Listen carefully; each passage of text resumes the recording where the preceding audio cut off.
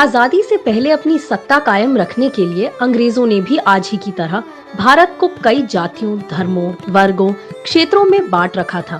कांग्रेस अंग्रेजों की इस बांटो और राज करो की नीति को बखूबी जान रही थी।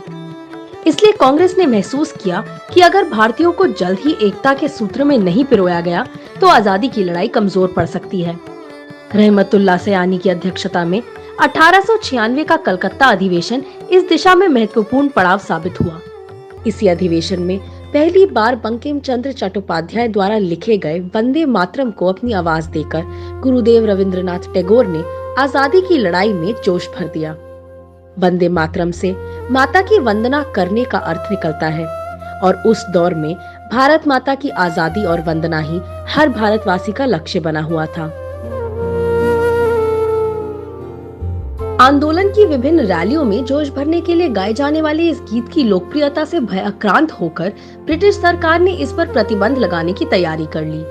तो आवाजें आज ही नहीं दबाई जा रही हैं, बल्कि अंग्रेज भी यही कर रहे थे। इसके बाद तो न केवल 1896 बल्कि कांग्रेस के अलग अलग अधिवेशनों में वंदे मातरम की गूंज सुनाई देने लगी। ये गूंज ब्रिटिश हुकूमत की नींव को हिला रही थी, क्योंकि लाला लाजपत राय की पत्रिका का नाम वंदे मातरम। आजादी की बलिवेदी पर चढ़ने वाले शहीद क्रांतिकारियों के आखिरी शब्द वंदे मातरम। भीकाजी कामा ने जर्मनी में तिरंगा फहराया तो उसमें वंदे मातरम। पंडित राम प्रसाद बिस्मिल की पुस्तक क्रांति गीतांजलि में वंदे मातरम। भारत की आबो हवा वंदे मातरम से महक उठी।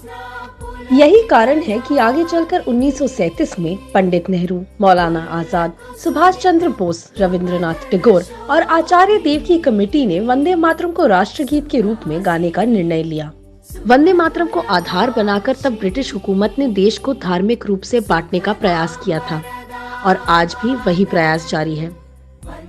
मगर देश न तब बटा था और न ही अब बटेगा। जय हिंद।